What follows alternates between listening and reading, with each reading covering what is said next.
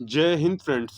तो आज हम बीएससी थर्ड सेमेस्टर एग्जामिनेशन 2023 के लिए जो आप लोगों का केमिस्ट्री का क्वेश्चन पेपर है, chemical dynamics and coordination chemistry का, तो ये क्वेश्चन पेपर आपके एग्जाम के लिए इम्पोर्टेंट है। तो आज का ये क्वेश्चन पेपर हम आपको दिखाने वाले हैं। एक एक क्वेश्चन आपके एग्जाम के लिए इम्पोर्टेंट है, तो बिना स्किप किए हुए एक एक क्वेश्चन को अच्छे से देखना, उसी बेसिस पर आप लोग अपनी तैयारी करके जाना पेपर को सॉल्व करने के लिए।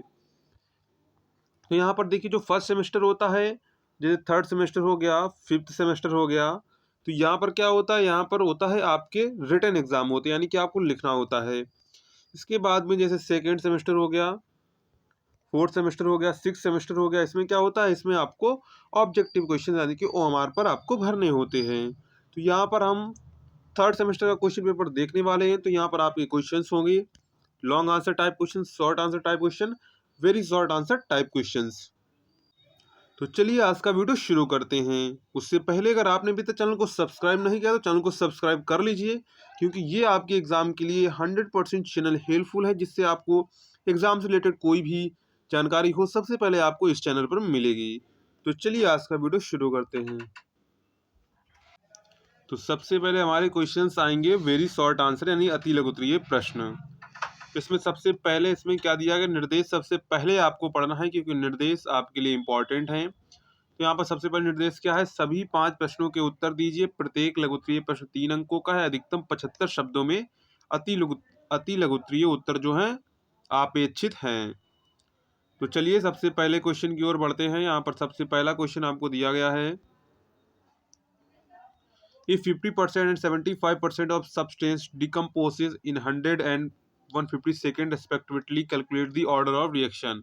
यानी यदि किसी पदार्थ के 50% में 75% क्रमशः 10, 100 व 150 सेकेंड में विच्छेदित होता है, तो क्रिया की कोटि की गणना कीजिए। इसके बाद नेक्स्ट क्वेश्चन है, what is surface tension, discuss effect of temperature on surface tension. पृष्ठ तनाव क्या है, पृष्ठ तनाव पर ताप के प्रभाव की व्याख्या कीजिए।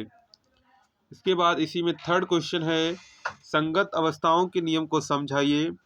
वॉन्डर वाल समीकरण के परिपेक्ष में क्रांतिक स्थिरांकों के समीकरण लिखिए।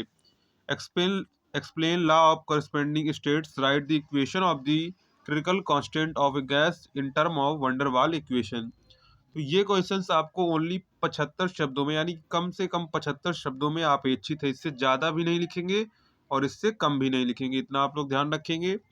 और यहाँ पर प्रत्येक क्वेश्चन आपका 3 नंबर में होगा, और इसमें टोटल आपको जितने भी क्वेश्चन दिए जाएंगे उसमें टोटल आपको 5 क्वेश्चन ही सॉल्व करने हैं।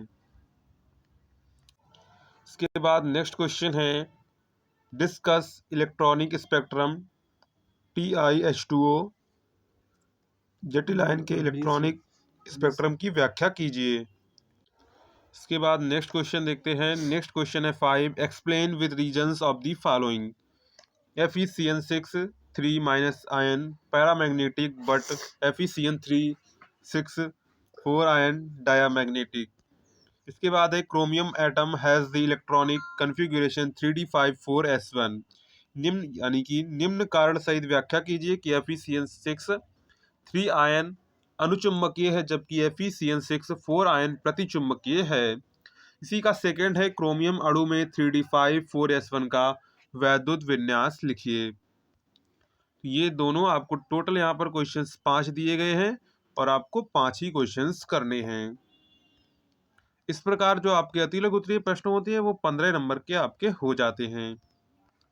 इसके बाद खंड बा आता है, सेक्शन बी आता है, जिसमें आपके लघु उत्तरीय प्रश्न होते हैं, जिसमें आपसे निम्नलिखित में से किन्हीं 2 प्रश्नों के उत्तर दीजिए। प्रत्येक प्रश्न 7.5 अंकों का है। अधिकतम 200 शब्दों में लघुत्तर अपेक्षित है, यानी कि ये आपका 7.5 नंबर का है और अधिकतम 200 शब्दों में आपका आंसर लिखना है, इससे कम नहीं होना चाहिए। तो इसमें आता है 6 number question, prove that K equal to EART Arrhenius equation, यानी कि ये आपको सिद्ध करना है। अरहिनियस जो इक्वेशन होती है सिद्ध कीजिए। K इक्वल टू EART अरहिनियस समीकरण आपको यहाँ पर प्रूव करना है। इसके बाद नेक्स्ट क्वेश्चन आ जाता है, write short note on following. पहला है, component and degree of freedom. इसके बाद है Clapeyron Clausius equation, Maxwell distribution of molecular velocities. तो यहाँ पर है निम्नलिखित पर संक्षिप्त टिप्पणी लिखिए। अवयव एवं स्वतंत्र कोटि, क्लेपिरॉन क्लेसियस समीकरण एवं इसके उपयोग क्या है, मैक्सवेल की आणविक गतियों का वितरण। यानी कि इन तीनों टॉपिक पर आपको शॉर्ट नोट लिखने हैं। क्या करने हैं, इन पर आपको शॉर्ट नोट लिखने हैं। और कितने अधिकतम आपके 200 शब्द अपेक्षित हैं। इसी के बाद क्वेश्चन नंबर 8 आ जाता है। Give an elementary idea of crystal field theory, discuss the application in square planar complex. यानी कि क्रिस्टल फील्ड सिद्धांत पर प्राथमिक विचार अपने दीजिए, वर्ग समतलीय यौगिकों के लिए इसकी व्याख्या कीजिए। ये भी आपको 7.5 में करना है और अधिकतम शब्द 200 शब्द आपके लिए अपेक्षित हैं। इसके बाद सेक्शन सी आ जाता है। तो सेक्शन सी में आपका क्या होगा, सेक्शन सी में आपके लॉन्ग आंसर टाइप क्वेश्चंस होंगे। तो इसमें चलिए लॉन्ग आंसर देखते हैं। इसमें आपका लॉन्ग आंसर 15 नंबर का होगा। कितने नंबर का होगा, 15 नंबर का होगा। तो यहाँ पर आपको क्या करना है, यहाँ पर आपको टोटल 15 नंबर के क्वेश्चंस होंगे। तो चलिए क्वेश्चंस को देखते हैं। तो यहाँ पर सबसे पहले क्वेश्चंस को देखते हैं। सबसे पहला है what meant by activation energy, सक्रिय ऊर्जा से क्या तात्पर्य है। The rate of constant of a second order is 5.70 into 10⁻⁵ litre mole प्रति second inverse at 25 degree Celsius and 1.64 into 10⁻⁴ mole inverse litre inverse second inverse at 40 degree Celsius. तो यहाँ पर ये क्वेश्चन है, आपको हिंदी में पढ़ के बता देते हैं। यहाँ पर देखिए क्वेश्चंस को अगर सॉल्व करेंगे तो यहाँ पर बहुत टाइम लग जाएगा, तो हम क्वेश्चंस को आपको यहाँ पर बता देते हैं। तो आपको इस बेसिस पर आप लोग अपनी जो तैयारी है वो कर सकते हैं। तो यहाँ पर क्वेश्चन है द्वितीय कोटि की क्रिया की दर स्थिरांक आपको यहाँ पर दिया गया है। 25 डिग्री सेल्सियस पर आपको इतना दर स्थिरांक, 40 डिग्री सेल्सियस पर है क्रिया की सक्रिय ऊर्जा की आपको यहाँ पर गणना करनी है। इसके बाद है ला सैतालीय नियम की व्याख्या कीजिए। तो डिस्कस ला ली चैटलियर प्रिंसिपल। अथवा में आपको इसी के अथवा में दिया गया है, तो अथवा में आप दूसरा कर सकते हैं।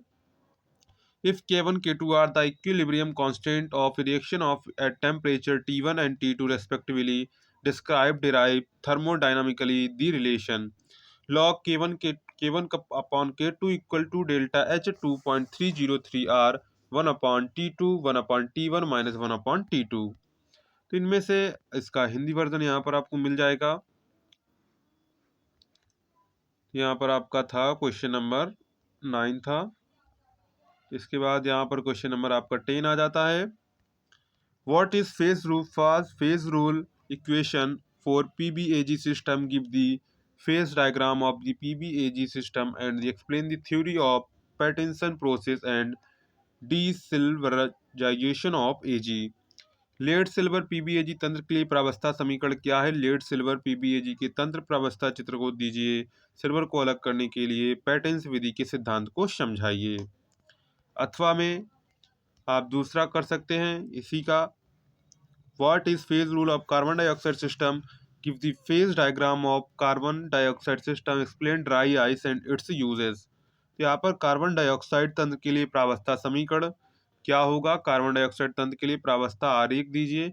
शुष्क बर्फ क्या होती है एवं इसके उपयोग दीजिए। तो यहाँ पर इसके लिए आप ये कर सकते हैं। इसके बाद 11 क्वेश्चन आता है। Calculate effective atomic number of central metal ion on the following complexes. तो यहाँ पर इसके आपको इफेक्टिव एटॉमिक नंबर्स बताने हैं। यहाँ पर आपको 3 क्वेश्चन दिए गए हैं, तो तीनों में आपके इसके इफेक्टिव नंबर्स बताने हैं और इनके एंड राइट देयर नेम, और उनके नाम भी आपको यहाँ पर लिखने हैं। इसी के बाद यहाँ पर आपको बी क्वेश्चन आ जाता है। Discuss the structure and magnetic behaviour of the following on the basis of the valence bond theory के आधार पर यहाँ पर आपको इसको करना है। इसके बाद यहाँ पर आपको जटिल यौगिक केंद्रीय धातु के आयन की प्रभावी परमाणु संख्या की गणना करनी है और इनके नाम भी आपको लिखने हैं। इसी के बाद इसी का हिंदी वर्जन है। संयोजकता वन सिद्धांत के आधार पर निम्नलिखित संरचना एवं चुंबकीय व्यवहार की व्याख्या कीजिए। तो ऊपर आपका वो इंग्लिश वर्जन था, ये आपका हिंदी वर्जन है। इसी के बाद आपको इसी में अथवा करके दिया गया, अगर आपको वो नहीं आता है तो आप ये वाला कर सकते हैं। तो यहाँ पर decomposition of N2O5 accords in following वे। तो यहाँ पर हो जाएगा 2N2O5 4NO2 प्लस O2 यहाँ पर का right the difference ways in which the rate of reactions can be expressed. Give give the reaction between difference of rate of constant N2O5 का विच्छेदन निम्न क्रिया के अनुसार होता है। तो यहाँ पर आपको इसका इंग्लिश वर्जन है, ये आपका हिंदी वर्जन। क्रिया की दर की व्यक्त करने के लिए विभिन्न तरीके लिखिए, विभिन्न दर स्थिरांकों के मध्य संबंध स्थापित कीजिए। इसी का बी में है, तो आपका बी वाला है, क्रिया की कोटि ज्ञात करने के लिए विधि का वर्णन कीजिए। यहाँ पर ये आपका जो केमिस्ट्री का बीएससी थर्ड सेमेस्टर का क्वेश्चन पेपर है, chemical dynamics and coordination chemistry, जो आपका 75 नंबर का क्वेश्चन पेपर आता है। तो ये आपके एग्जाम के लिए इंपॉर्टेंट था, तो हमने सोचा आपको दिखा दिया जाए जिससे आप अपनी तैयारी अच्छे से कर सकें। तो चलिए, अगर आपको वीडियो पसंद आया तो वीडियो को लाइक करिएगा, दोस्तों में शेयर करिएगा। मिलते हैं नेक्स्ट वीडियो में, तब तक के लिए जय हिंद।